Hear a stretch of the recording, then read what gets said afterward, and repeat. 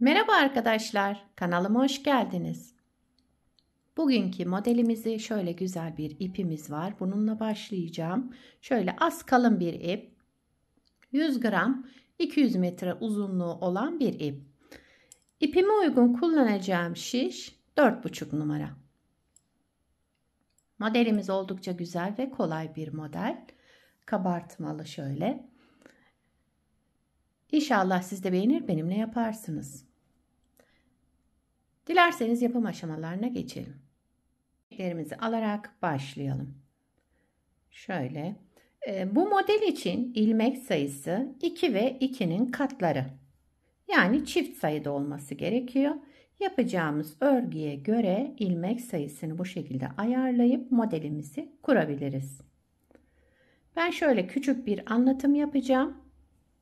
Onun için az bir ilmek sayısına ihtiyacım var. Lastik yapmayacağım arkadaşlar ben. Direkt modeli başlayacağım. Siz isterseniz lastik üzerine de başlayabilirsiniz. Hemen sayalım şöyle ilmeklerimizi. 2, 4, 6, 8, 10, 12, 14, 16. 16 ilmekle modelimi kurmaya başlıyorum. Lastik yapmayacağım için ben bir sıra zemin oluşturacağım. Yani örgümün arka yüzünde bir sıra düz örüyorum. Arka yüzünde bir sıra düz örerek örgümün ön yüzüne geçeceğim. Siz lastik ördüyseniz lastiğinizin ön yüzünde modeli kurmaya başlayabilirsiniz.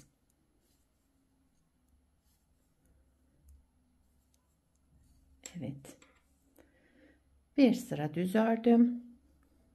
Modelin birinci sıra ön yüzündeyim. Kenar ilmeğimi örmeden aldım. Sıradaki ilmeğimi düz ördüm. Bir ilmek düz. Diğer sıradaki ilmeğim yani onu şişimdeki ilmeğin içinden değil bir alt boşluğundan, bakın şuradan boşluktan girerek bir ilmek çıkardım. Bunu şişime aldım. Sıradaki ilmeğimi de örmeden aldım. Bir düz ilmek ördüm. Sıradaki ilmeğimi şişin içindeki ilmekten değil, yani şişteki ilmekten değil, bir alt boşluktan, bakın şuradan bir ilmek çıkardım, aldım ve şişimdeki ilmeğimi de örmeden aldım. Bir ilmek düz ördüm. Sıradaki ilmeğimin alt boşluğundan girerek düz örüyorum şimdi. Bakın şöyle düz ördüm. Bir ilmek çıkardım yani. Ve sol şişimdeki ilmeğimi de örmeden aldım. Bir sonraki ilmeğimi düz olarak ördüm. Birinci sıra ön yüzünde böyle devam edeceğiz. Sıra sonuna kadar.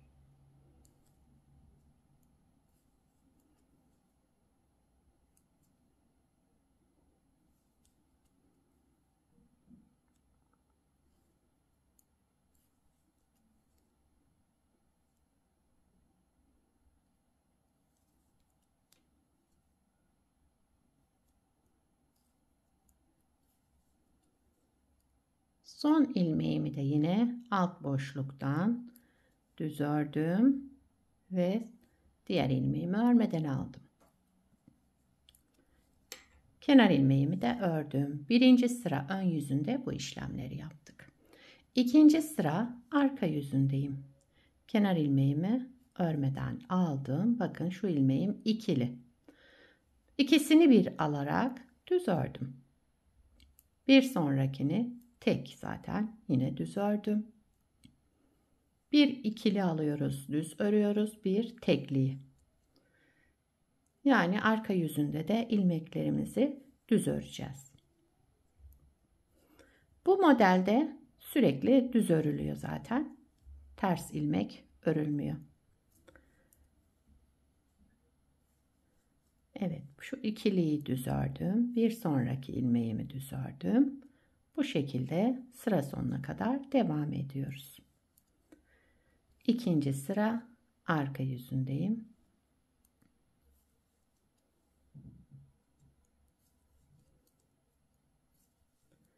Kenar ilmeğimi de ördüm.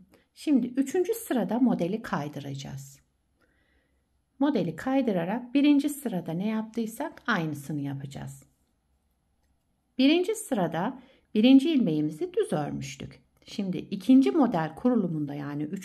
sırada bir alttan düz örüyoruz. Şişteki ilmekten değil, bir alttaki boşluktan. Düz ördüm. Şişimdeki ilmeğimi de örmeden aldım. Bu ikili olan ilmeğim, bakın şurada 2 kat şöyle ilmek olan ilmeğimizi de düz örüyoruz. Buraya dikkat edelim. Bu tekli de alttan örelim. Alttan bir ördüm. Sıradaki ilmeğimi örmeden aldım. Bu ikiliyi de şöyle göstereyim. Bu ikili olan ilmeğimizi de düz örüyoruz şişimizdeki ilmekten. Modeli bu şekilde kaydırmış olduk. Model bu 4 sıranın tekrarından oluşacak. Oldukça güzel, şöyle kabartmalı duran bir model. İnşallah siz de beğenir, benimle yaparsınız. Evet, bir alttan aldım. Şişimdeki ilmeğimi de örmeden aldım. Bu ikili olan ilmeğimi de, yani şöyle altta ikili ipi olan ilmeğimi de düz ördüm.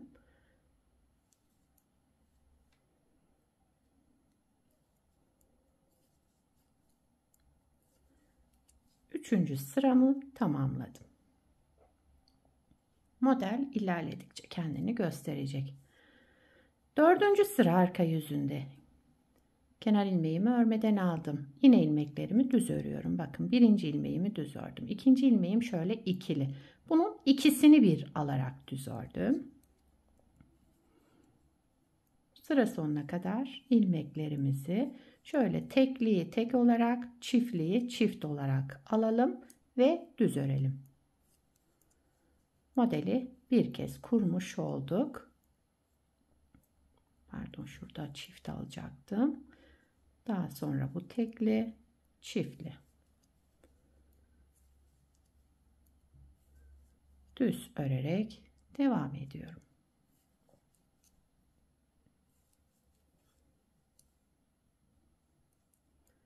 Kenar ilmeğimi de ördüm. Evet, model kendini göstermiyor tabii ki şöyle 2 sırada. Birkaç kez kurduktan sonra model tam kendini göstermeye başlayacak. İsterseniz bir kez daha kuralım modeli. Modelin 1. sıra ön yüzündeyiz. Kenar ilmeğimi örmeden aldım. Bir ilmek düz ördüm. Sıradaki ilmeğimi düz ördüm. Bir sonraki alttan, bakın şuradan girerek düz ördüm ve sol şişimdeki ilmeğimi de örmeden aldım. Bir ilmek düz, bir ilmek alttan çıkardım, ördüm, yani alttaki boşluktan ördüm. Sıradaki ilmeğimi örmeden aldım. Bu ikili olan ilmeğimizi, bak şaşırmayalım. Bura ikili, bakın. Onu tek olarak düz örüyorum. Tek olan, şurada ipi tek olan ilmeğimizin de alttan önce örüyoruz. Daha sonra ilmeğimizi de örmeden alıyoruz. Buna dikkat edersek model bozulmadan devam eder arkadaşlar. Şöyle örmeden aldım. Şimdi bunu düz örüyorum. Bir ilmek alttan ördüm.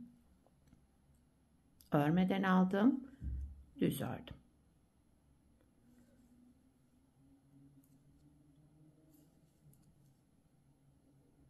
Son ilmeğimi de yine alttan ki boşluktan ördüm. Sıradaki ilmeğimi örmeden aldım ve kenar ilmeğimi ördüm. İkinci model kurulumunda 1. sırayı tamamladık. 2. sıra arka yüzündeyim. Kenar ilmeğimi örmeden aldım.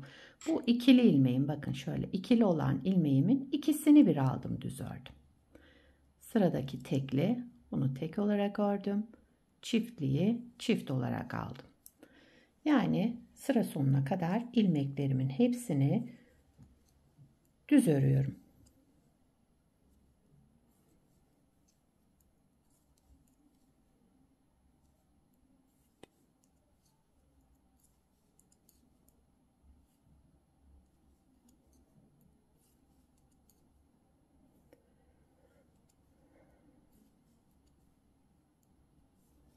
Kenar ilmeğimi de ördüm. 3. sıra ön yüzündeyim. Kenar ilmeğimi örmeden aldım. Buradaki bakın tekli olan ilmeğim. Şimdi modeli kaydıracağım için bir alt boşluğundan ördüm bu ilmeğimi. Daha sonra da bunu örmeden aldım. Bir ilmek düz ördüm. Bir ilmek alttan ördüm. Bir ilmek düz ördüm. Bir ilmek alttan ki boşluktan ördüm ve diğerini örmeden aldım.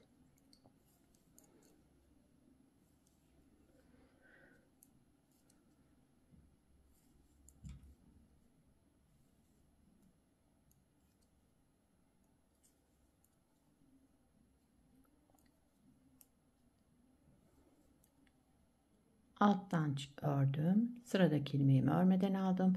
Bu şuradaki ipimiz çiftli olanı da düz olarak ördük. Böyle devam ettik sıra sonuna kadar. Kenar ilmeğimi de ördüm. Sıramı tamamladım. Şimdi 4. sıra yani son sıramız. Bunu da yine düz olarak öreceğiz ama kenar ilmeğimi örmeden aldım. Tekliyi tek olarak, bu çiftlileri de çift alarak düz örüyoruz.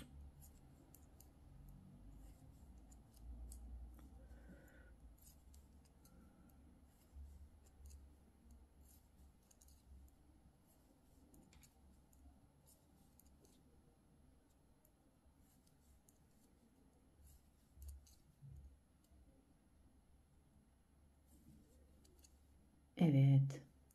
Sıramı tamamladım. Modelimizi 2 kez kurmuş olduk. Bakın şöyle yavaş yavaş oluşmaya başladı model. Kendini gösteriyor. Bir de daha önce yapmış olduğum bir parçam var. Onu göstereyim hemen size. Bunu da daha önce hazırladım. Bakın şöyle. Şöyle.